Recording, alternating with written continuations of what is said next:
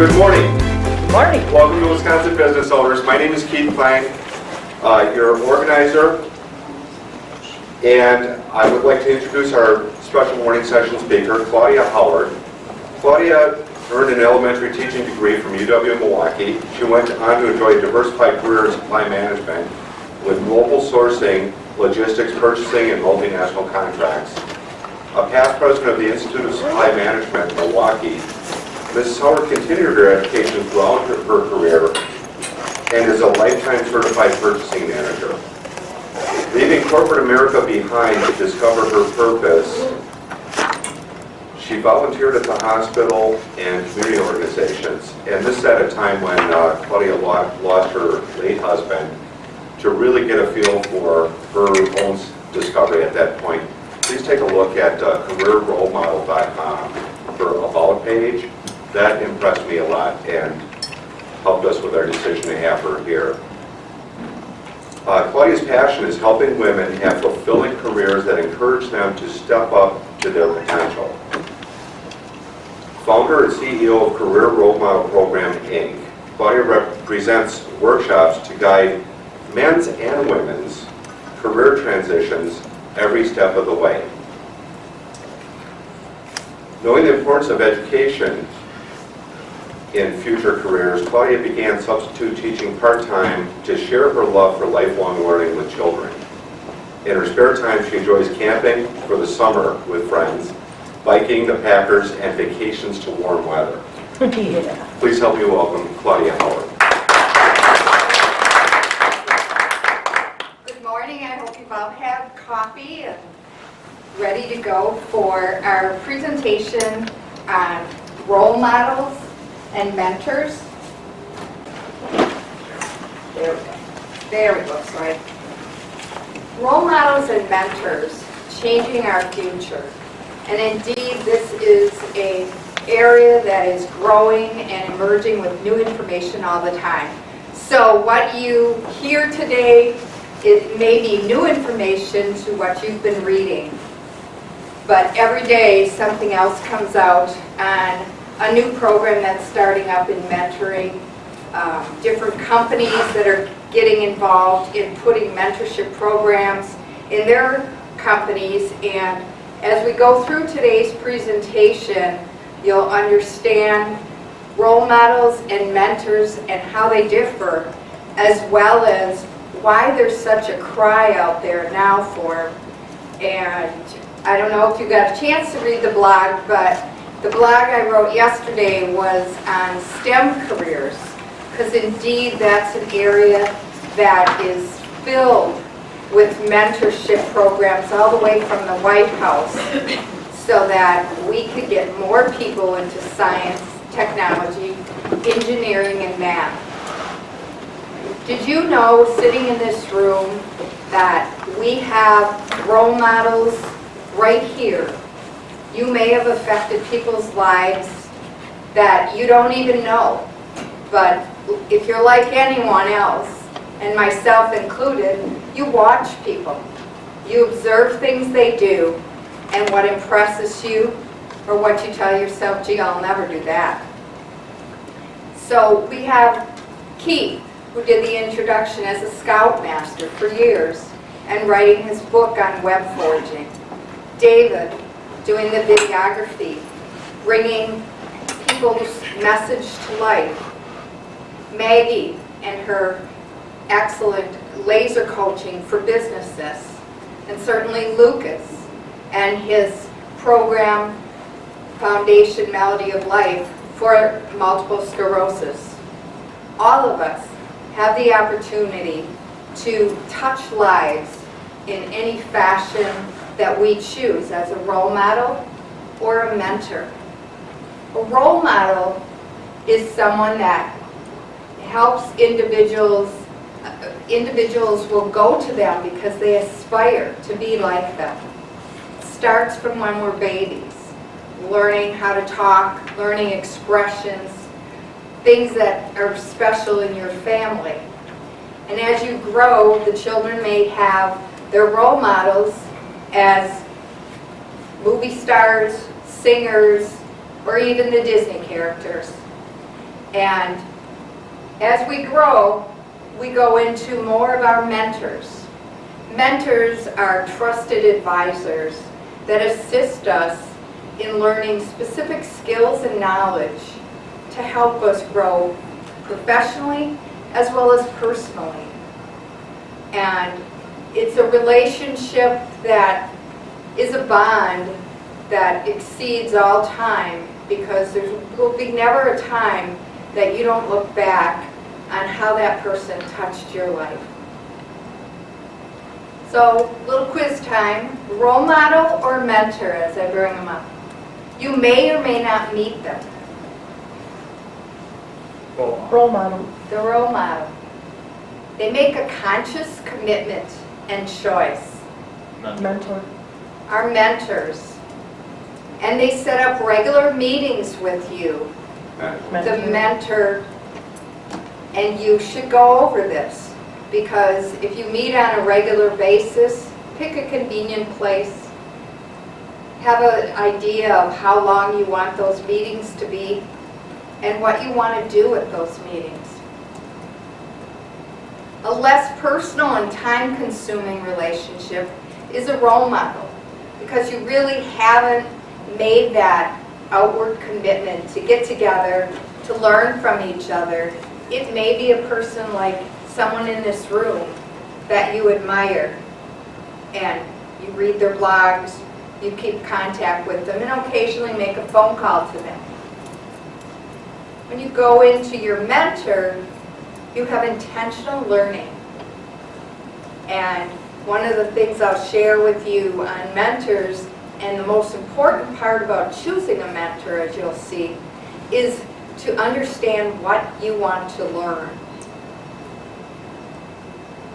Our mentors give us that focused purpose, because their joy in life is helping others benefit from their knowledge, their expertise. So as I wrote this, I thought about why such an increase in the world. I mean, in days past, and when you talk about mentors and role models in conversations, some people will say, well, gee, back in my day, you didn't really use that word, and it wasn't so prevalent. You didn't read about it in the papers. You didn't see big, huge programs that were starting. And indeed, we're at a time with our high unemployment that people are lost, trying to figure out what they want to do, turning to friends, former co-workers, and trying to understand some new careers and possibilities for their life. We certainly have a higher divorce rate, broken homes, single parents, and more crime and drugs in the street. All of these things are ways people can share with others to guide their life and help them get back on the track and in the direction that they'd like to go. Our STEM career growth is enormous. The amount of workers that are going to be needed in 2020 far exceeds the workers that are skilled and trained in these fields. So as I mentioned in my blog, there's a program put out there called US 2020, and also the one that Miriam did, and that is working with people, getting them into this idea of how important science, technology, and math is. And yes, it is for girls, it is for women and minorities. And currently there's only about 20% in the field. And yet, women are going to be 70% of our workforce. I have the honor today of bringing one of our career role models in my program. These are people that have taken the time to share their career story in hopes of inspiring other people in the types of careers they can have, as well as helping them realize that life happens to everyone. And we can get through it. We can follow that dream. And it's my honor to present Tina Donaszewski, and she will share her career story.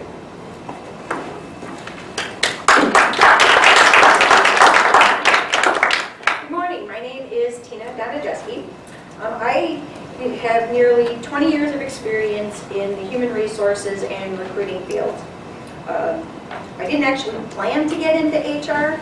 My original career goal was to go to college and become a lawyer, but that didn't actually pan out the way I had planned. And so I went to school, just picked up some classes at MATC, kind of in marketing and here and there, and trying some different things out, and ended up in a executive administrative role. And through a company merger, I was asked to take on the functions of the payroll and HR department as people left after the merger. So I spent a couple years kind of figuring this whole thing out, and by trial and error, got the hang of it. And actually found out that out of all of the HR functions that are out there, I really enjoyed the recruiting part the most. I've always dreamt of being self-employed. I grew up in a home that had both parents owned and operated their own businesses. As I was growing up, my dad was a builder and built brand new homes, and my mom was the real estate agent, so she would sell them. In the 80s, when the market kind of took a dump, they decided, okay, we need to refocus, and my dad went into more doing contract remodeling and things like that, and my mom went on to getting an accounting background, and now they own and operate a income tax service and a property management company. My sister actually also owns her own cleaning business, so I've got this, entrepreneurial background in my blood, and so working for someone else has always been a thorn in my side, maybe, that I've always wanted to develop my own business. Well, after losing my HR position back in 2009, I decided it was time for me to look at how was I going to create my dream of being self-employed and offering my services to other companies. Unfortunately, at that time, a lot of companies were letting go of their HR people and things like that because the economy wasn't doing very well. Excuse me. And in my quest to become self-employed, I had several ideas all kind of swirling around in my head, and I needed some help to try and figure it out and what I was going to do and what was feasible, what was not feasible. Well, as fate would have it, back in 2011 at one of these meetings, I met Maggie Mongan from Brilliant Breakthroughs, and Maggie was able to help me weed out all the unrealistic ideas I had and come up with a plan for something that was more realistic and centered around my strengths, which was recruiting. Today, I own and operate Recruit Direct and the business search team. Recruit Direct specializes in the recruitment and placement of professional, technical, and skilled labor, such as your engineers, scientists, IT, those kinds of things. I'm not a staffing agency. I am an independent recruiter who collaborates with the HR departments and the staff there to fill these positions for direct hire or contract work. And the business search team actually kind of takes my technical recruiting skills and puts them to work to source and qualify service providers for small and medium-sized businesses. So these business-to-business or B2B providers are also given an opportunity then to become part of a business directory, and I'm hoping to grow that business directory into one of the largest B2B directories in our area. Thank you. Thank you.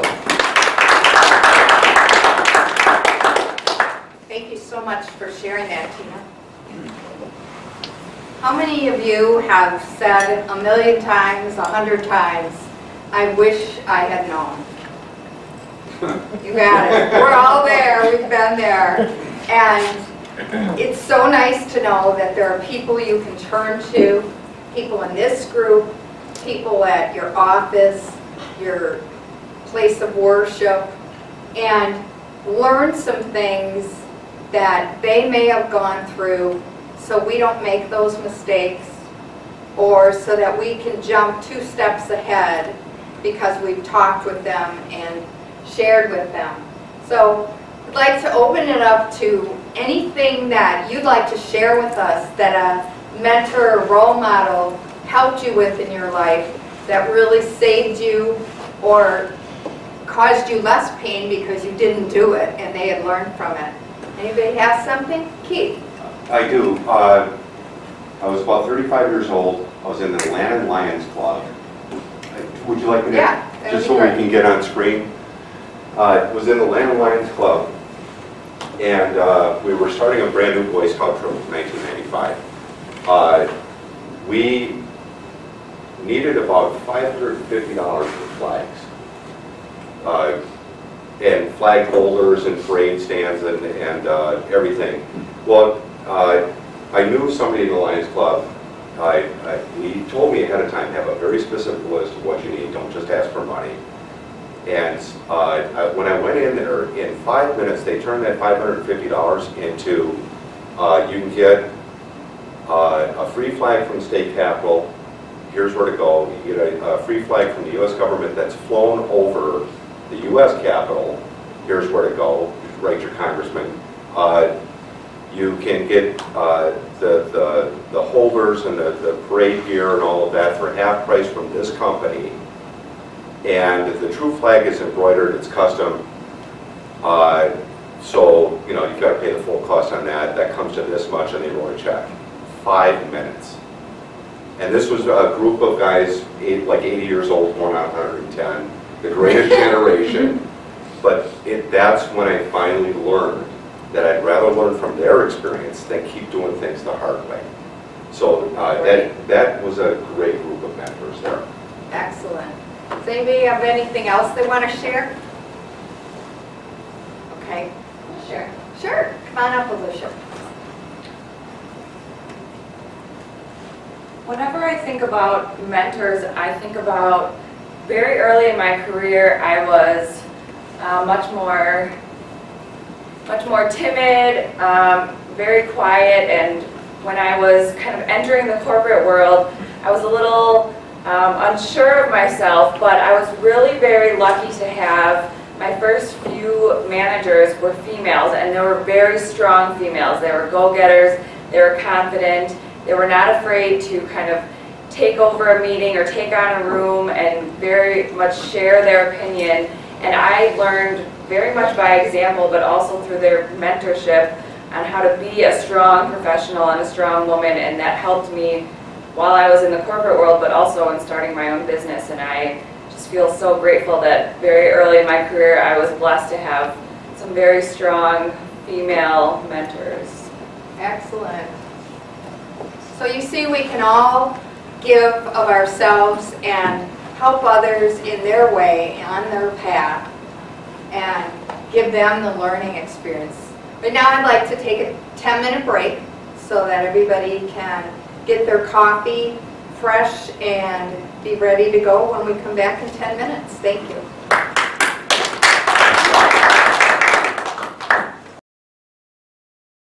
We're going to look at now finding a mentor. Now that everybody's eager to find the people that can help them along their way, how do you go about it? First of all, you want to know your need. Figure out what you want to learn, and you'll select your mentor according to their strengths, their expertise in a certain area, and want to look at, are you ready for a mentor? And I put that in there because starting a mentorship relationship takes dedicated time and an understanding that you can implicitly trust someone to be able to share the real you, your authentic self, the good, the bad, and the ugly, as I call it, and ask for their advice and opinions, and then be able to accept that constructive criticism that they may give you to help you grow. So when you're ready, you're going to want to go out there looking, and it may be right in your back door. It may be a neighbor down the block.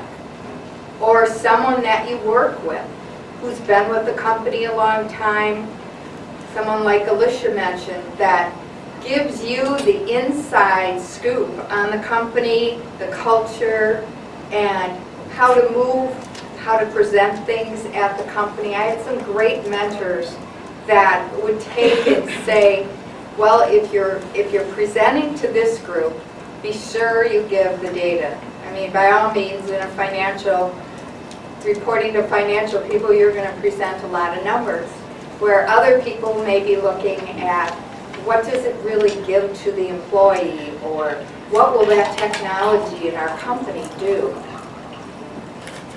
So your organizations, everything that you belong to, is a chance to turn and look for a mentor and start to get to know the person and get comfortable with them, have some conversations, and realize that you're going to be creating a very strong bond and relationship and ongoing over time.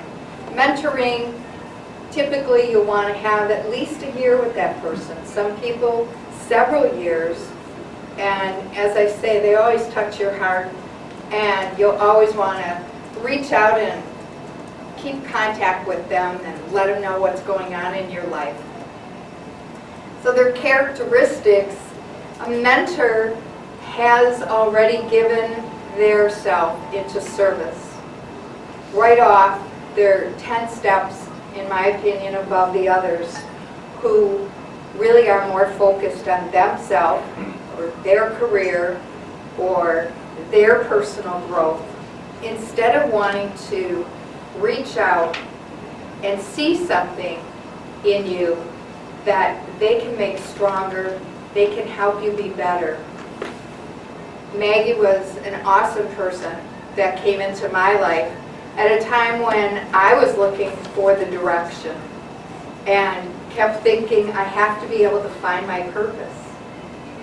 And all of a sudden, it came from another person who said, how about looking at this? And it was helping a homeless shelter, get people to be able to go out into the working world and share with them my working experience, my management, and my entrepreneurship. As I spoke with Maggie, I realized, oh my God, you cannot take a person from such a helpless situation of needing a food bank to putting them out there and saying, you know, you've got what it takes to get a job, go for it. It really has to come from within us. And that's what you'll find yourself sharing with your mentor. Your internal side, as I call it, so that you can evolve into the person that you want to be. And you need to get together and work out a plan. Set the parameters, the logistics of where you'll meet, how often, when, and things that you'd like to accomplish so that you know where that path is trying to lead you and you can focus better on it. Your mentor, knowing that, will know in their mind a great place to start you off and lead you down so that you can grow and they can suggest things. By all means, realize your mentor is there for you. Be there for them too. They're not always going to have things running smoothly in their life. And you might need the shoulder. They might need your shoulder. And invite them to things. They're working with you on your career. If there's an event, if you've done a special project, program, share it with them. You might want to share it with them beforehand and get all the tips so that it's even better. And you'll see that this relationship gets deeper and stronger the more each of you give to each other. And at the same time, I can bet you're going to find a way to be that role model or mentor to someone else as you learn and grow.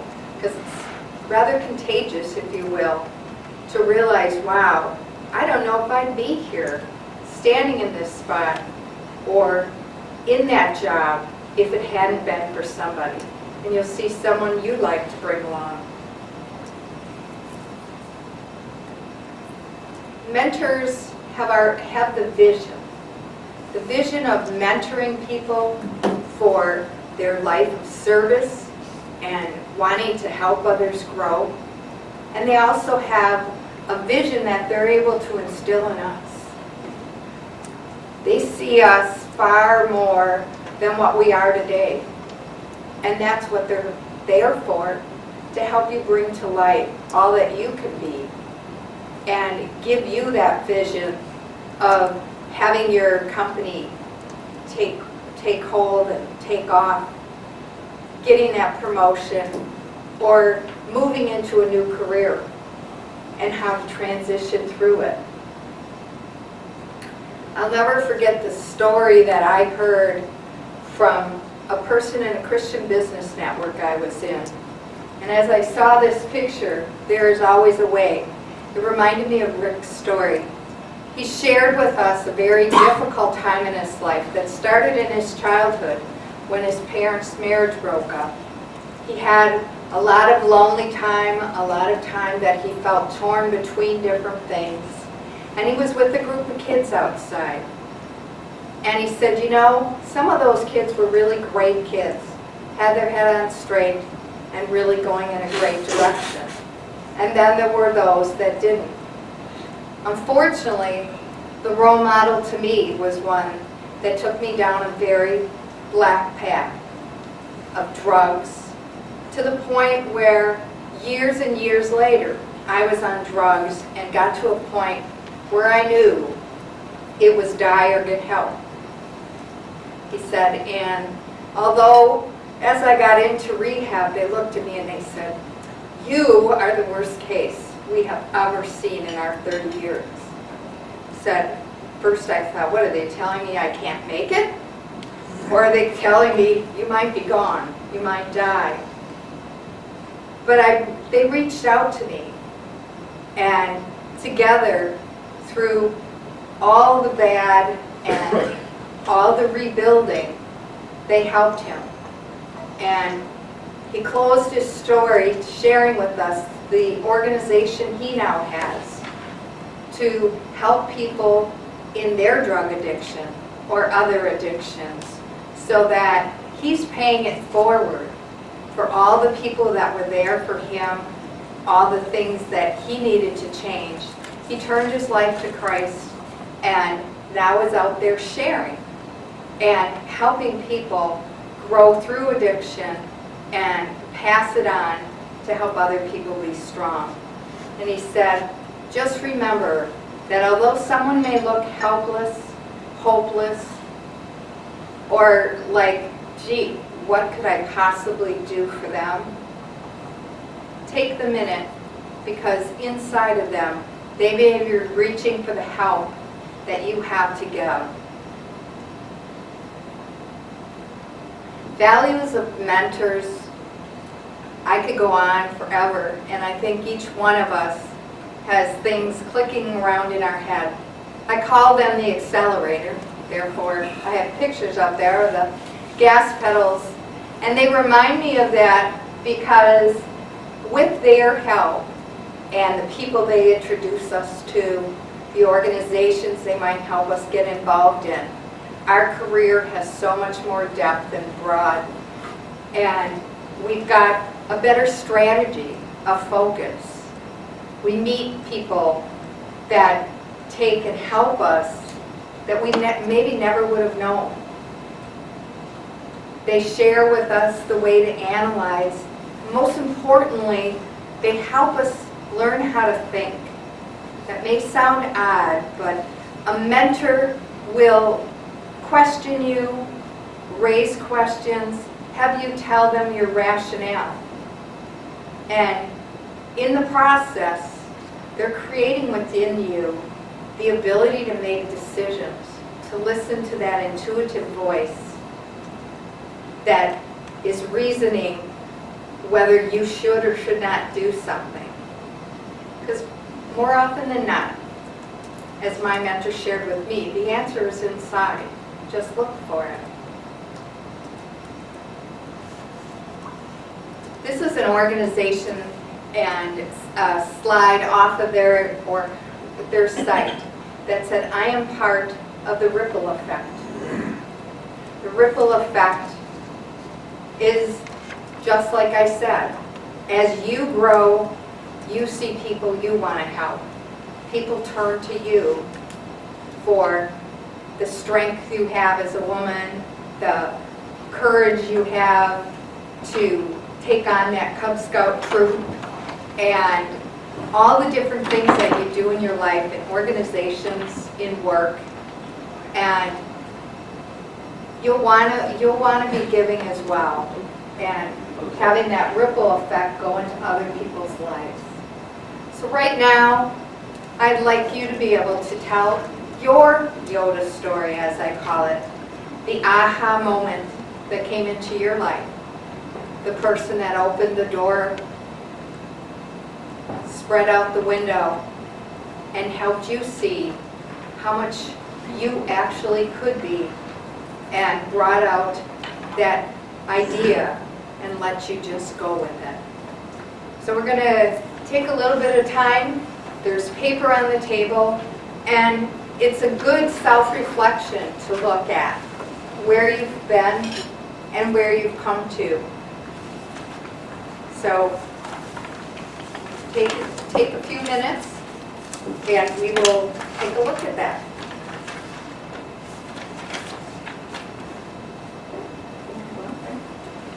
While you write your story, I just want to share my best mentor. The reason that I finished this book was to honor my dad. This is my favorite page of the book. This book is dedicated to my father, Lloyd Reuben Klein. He looked out for the underdog. He liked to laugh. He valued his friends. He had a vision for his work and the craftsmanship to execute that vision. He taught me those things and how to throw, catch, hit, and run. And he taught me that success is that place in life where preparation and opportunity meet, though too few recognize it because often it comes disguised as hard work. It's a great journey, Dad, and I'm grateful and blessed to have been led on the journey by you. Now it's my pleasure to bring Lucas up to share with us his mentor.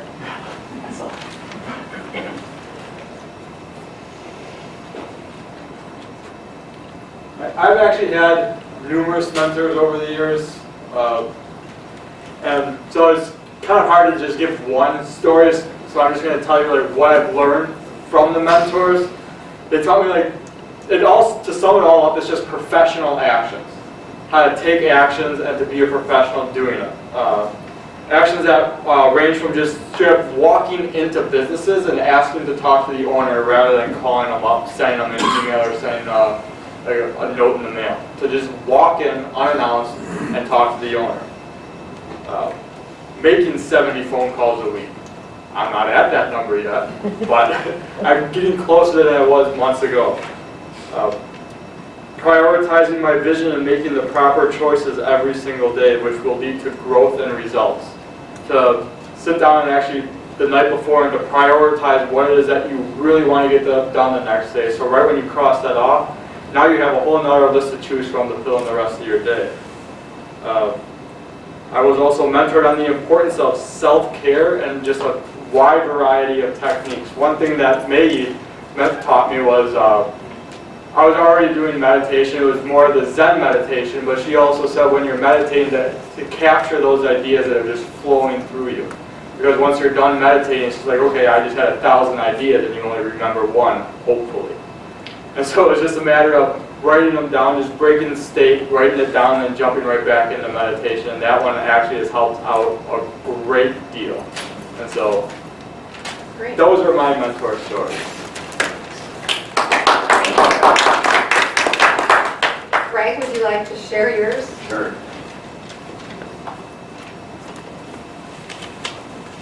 Good morning.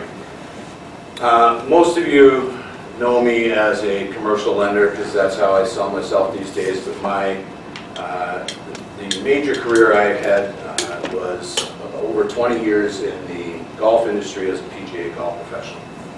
In 1991, I came to Milwaukee and became the head golf professional at Burnwood Country Club.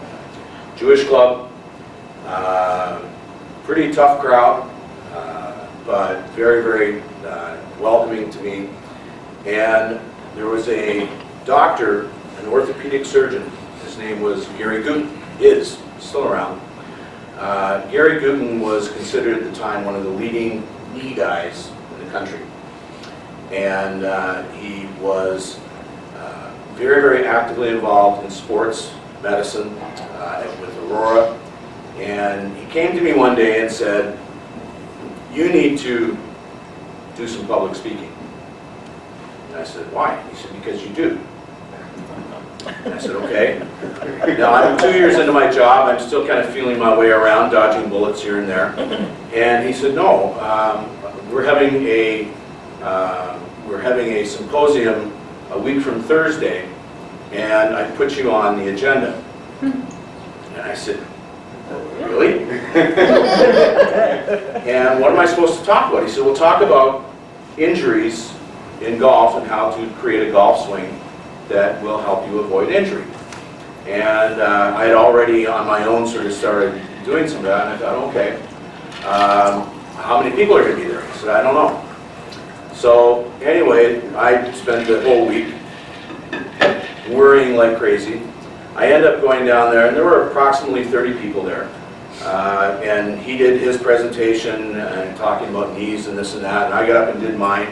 And lo and behold, as I stumbled through it, a lot of applause when I got done. People came up to me afterwards saying, "That was great, you were terrific, how long have you been doing this?" And I'm sure my teeth were still chattering from nerves, but I all of a sudden realized, okay, that was not as terrible as I thought it would be. So afterwards, Gary came to me and he said, "Well, that was pretty good. We have another one in 2 weeks." And I said, okay. So this started a process where I would do these public speaking events at these small get-togethers, and they range in size from 30 to 50, 60 people. And then he said, "Well, you need to start writing some articles." And I said, "Okay, for whom?" He said, "For me. And we'll publish them in our newsletter for sports medicine." I said, "Okay." So I would start writing some things, and I would send them to him, and he would edit them a little bit and say, "You know, you do this and do that." He left the technical stuff to me, but he helped me learn how to write articles. So then one day, he came to me and said, "I'm writing a book, and you need to write a chapter in my book, so you could be a published author." And I thought, wow, okay, what do I need to do? He said, "You need to write an article on back injuries in golf. And it's for the Journal of Sports Medicine." And I know most of you have subscribed to the Journal of Sports Medicine. They're really, really attractive. They're like law library books, except they're bright orange, like blaze orange books. Couldn't be more ugly. But anyway, they are also cataloged in the Library of Congress. So I'm somewhere in the Library of Congress. I am listed as a contributing author to this book. And I had to go around and not only write this chapter, which ended up being about 30 pages, but I also had to find somebody to take photographs. I had to find somebody to draw any diagrams or things that I needed. And it was quite an exercise. So to make this long story a little shorter, at the end of the day, this doctor who took a shine to me, he liked me, and he basically dragged me into the world of speaking publicly. Since that time, I've done approximately 200 public appearances in my PGA career, almost all of which were related to golf. And probably the highlight of my career was I got a phone call about 7 or 8 years ago, 10 years ago, from Manuel de la Torre. And if you're not a golfer, you probably don't know who he was, but he is the golf professional, longtime golf professional at Milwaukee Country Club. And he was the very first golf professional of the year nationally. Manuel calls me out of the blue, and we're professional friends. Calls me out of the blue and he said, I'm being inducted into the World Golf Hall of Fame, and I would like you to do my induction speech. And I'm very, very flattered. I ended up spending 6 weeks developing this speech, talked to a myriad of LPGA players that he had helped, and some PGA Tour players, various people, and I went down to Orlando PGA Merchandise Show, and there were 1,500 people there. And I gave this introduction speech for Manuel, and of course, when I got done, you know, standing ovation, which was for him, not for me, but afterwards, I had no less than 30 people come up to me and ask for a copy of what I had done. And this is, I can trace this all back to Gary Gooden, who was somebody who just sat there and said, I think I see something in this individual, and I am going to drag it out of him, whether he likes it or not, and I will be forever grateful for that. Thank you. Wonderful story. Thank you both so much for sharing. Now to a part of the program that I really, really love, and that is the legacy that our mentors and us as individuals can leave in life. Because a legacy is what is left behind through the actions of a lifetime. And as we think about our lives and try to put into perspective where we are, where we want to be, and what we're giving the world, that was a time of my self-discovery when I decided that, yes, it was wonderful, I loved my career, and saving millions for corporations wasn't what I wanted to be remembered for, wasn't what I really wanted to do anymore. And when I went out into the world of volunteering a lot more, and now teaching, which I had as a major and graduated in college with, and that is touching lives. And I'd like to say that each and every one of you in this room has had an effect and a lasting memory in my life. And what is left when we take a look at our life isn't going to be what we got from the person, the possessions, who gave us the bracelet, the car, the golf club. It's going to be the times you spent on the golf course, the things that you went and did together, the things that you shared. And some of my big joys have been with my great nieces and nephews, exposing them to live theater and different shows, taking them and just doing fun things with them. I remember the night that we were going out to dinner and I said they could choose where they wanted to go. And they wanted to go to Denny's and thought it was great that they didn't have to eat dinner, they could eat breakfast. Okay? And those are the little things that make a difference in our lives. And why I have such a passion for role models and mentors and helping people find their career transition or their way up the ladder so that they have wonderful memories to look at. And if there's anyone who would like to come up and share their idea of legacy, I'd be happy to have you come up. Keith? I don't want to feel like I'm hogging the floor too much here. I want to, everything that you're talking about really applies to Wisconsin business owners right now. Brought Maggie on as a co-organizer last year. She probably brought 8 of you in this room on as organizers, and the term she's used for you is servant leaders. And I think that mentoring, I mean, you're mentoring me. I'm still learning. Reminds me of a speech I gave at the Executive Council once.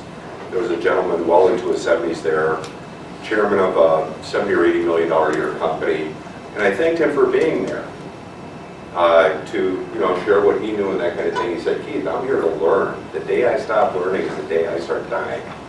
So I've really, am kind of in this situation, continue to be, and I'm grateful for that.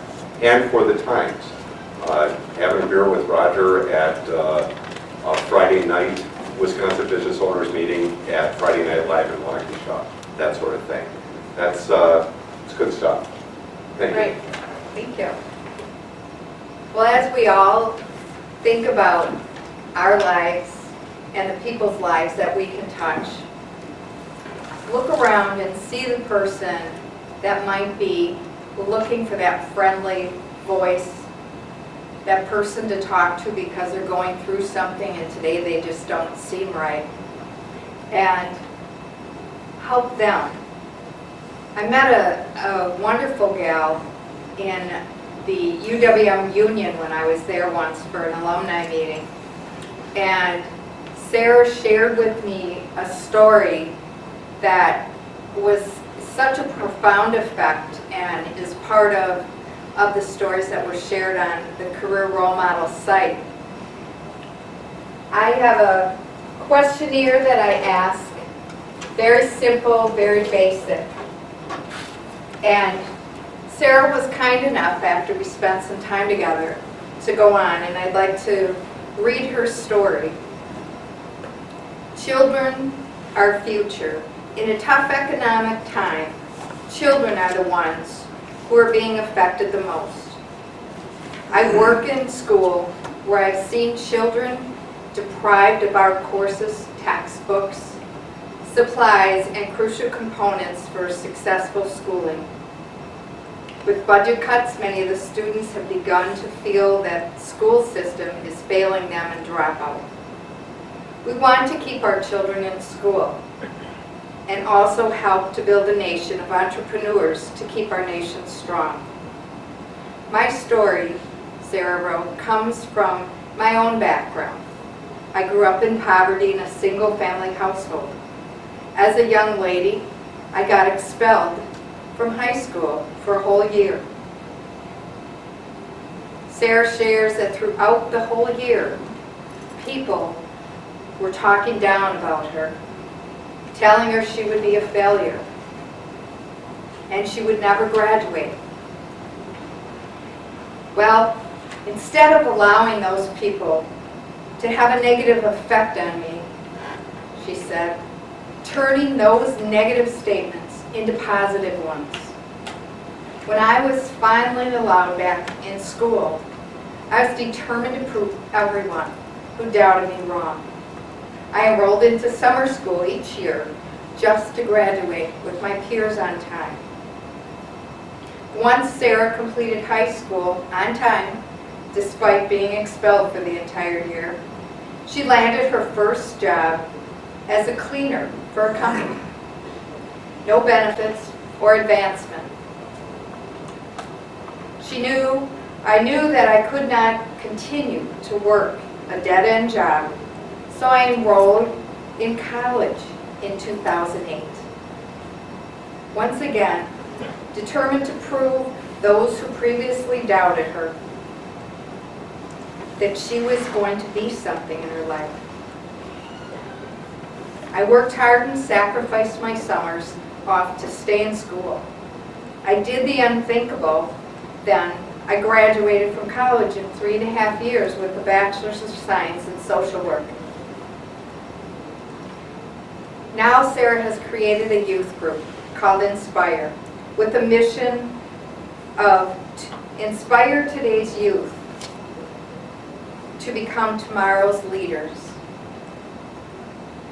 She believes that it's important to encourage our youth to be the best in life they can be, and says, I credit those adults who took me under their wing, guided me down a path better than I was on. So I am following in their footsteps to do the same for the youth that I serve.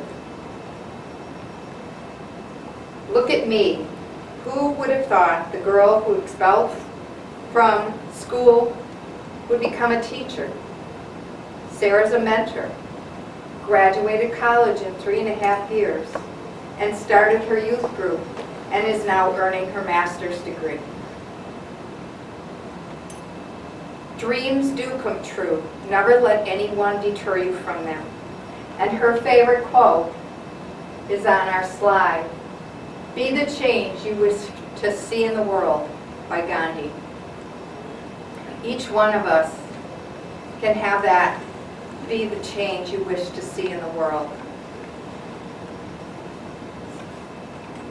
I'd like to thank you and go over what we learned, the distinctions between role models and mentors. Finding a mentor based on what we want to learn. And realizing we'll find lots of mentors in our life because we do outgrow that learning experience and move on to new ones. I think all of what we heard today shared with us the incredible value of mentors. Changing lives today and for generations to come. What actions over time are going to create your legacy? Does anybody have any questions? One statistic that you mentioned early on in this, 70% of the workforce will be women and minorities. And that's coming up very soon. Yes, and I believe it's 2020. That's incredible. I mean, as a white guy, you know, it's something though, because it's been feeling like we're becoming the minority for a long time. Right. And I guess it's accurate. Okay. And if you catch one of the blogs I wrote and linked into this past articles, where are the men lately? Right. And I think that we need to start realizing that we need to all be going to college. The jobs and technology of the future really demands it. And that's what you're going to need. As I see in schools, they're trying harder and harder to not just teach the subjects, but life lessons. And it's so valuable for them to learn what the real world is going to be like. I want to close. Before you go, Sure, Ron. So, is that statistic based on all the men are going to die in the next No. or if they're not No. different? It's really the fact of the college. And, you know, it's very possible that people are having more girls when more girls are being born, more minorities. But it is definitely a part about going to college, graduating from college, and going on to the more advanced degrees, so there's not such a skill gap. I think women have just decided that their place is being as educated as they want to be and working in careers that they want to have and starting their own companies. But to answer to Ron, I've got 6 kids. My wife always wanted girls. The 2 youngest are girls. And one just graduated, got her undergrad. The other one's in college yet. There are more girls entering college and more graduating from college, more women graduating than guys. And I'm not sure why. Minorities are underrepresented, but between the women being a majority to begin with and the birth rate among Hispanics and African American populations is much higher. With that, it's just not. Dennis was telling me before we started here how, back when we were in high school, I went to Boys Tech. The last year was Boys Tech, and there were times that at co-ed high schools even, they took everybody, all the boys, into the auditorium and said, here's what you need to do to prepare for college, if that's the route you're going to go. They weren't even including the girls. And now the girls are just, I think it's a combination of there being more of them entering, but they're also, I just think that they mature so much faster than boys, that they take advantage of things like right out of high school. They have a plan for college. They're just more in tune with that sort of thing. Well, yeah, I mean, the racial demographics make sense. Right. You know, just, that makes sense, but I never heard the gender-based that, you know, 70% of them, and so it's like, well, what are the guys going to be doing if they're not in the workforce?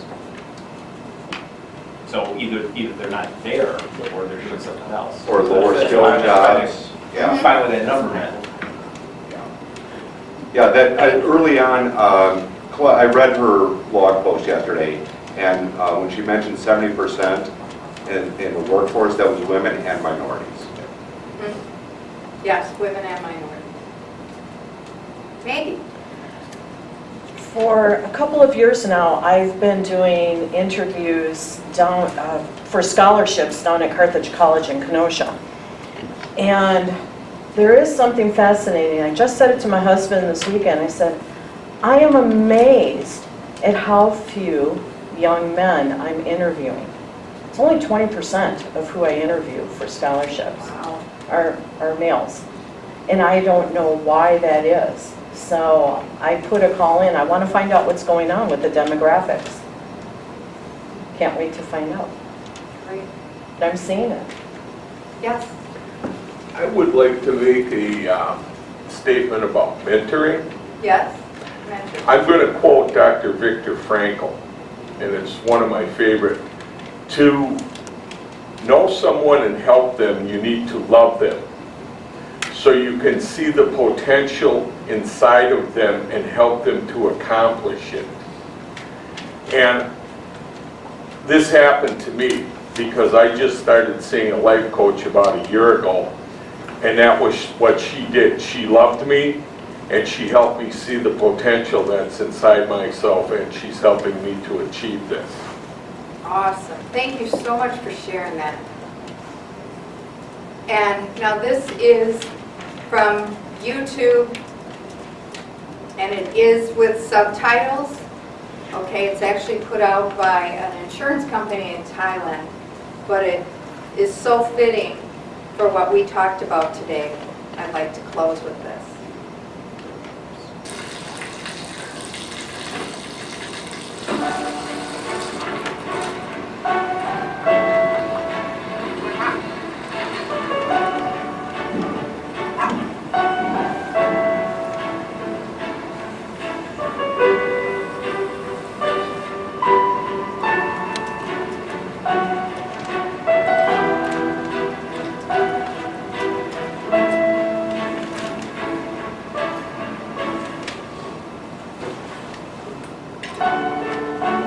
เขาจะได้อะไร ถ้าเขาทำแบบนี้ทุกวัน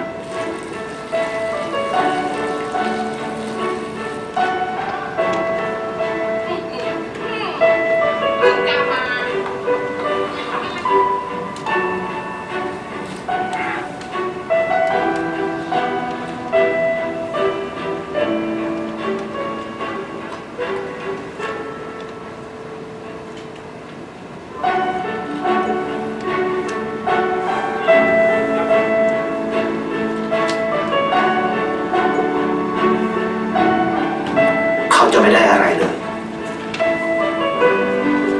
ไม่ได้รวยขึ้น ไม่ได้ออกทีวี ไม่มีใครรู้จัก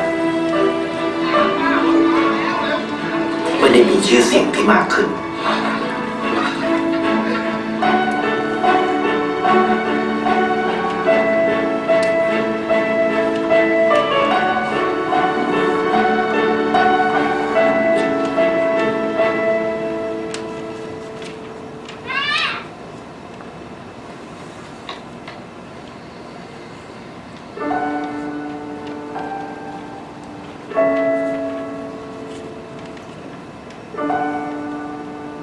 เพราะสิ่งที่เขาได้ คือได้แค่ความรู้สึก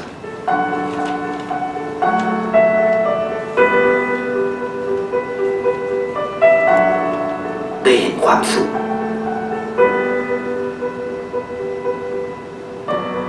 ได้เข้าใจ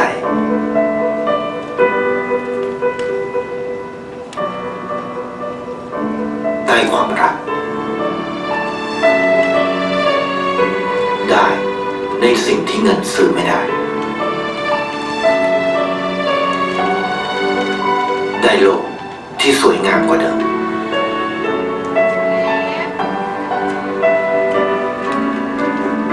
ในชีวิตคุณอะไรคือสิ่งที่คุณต้องการมากที่สุด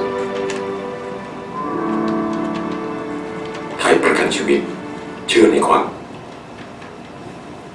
Thank you again for coming, and may you all find in your life the mentors that you need and share with the people what you have to offer, which is so great and more than you can realize. Thank you.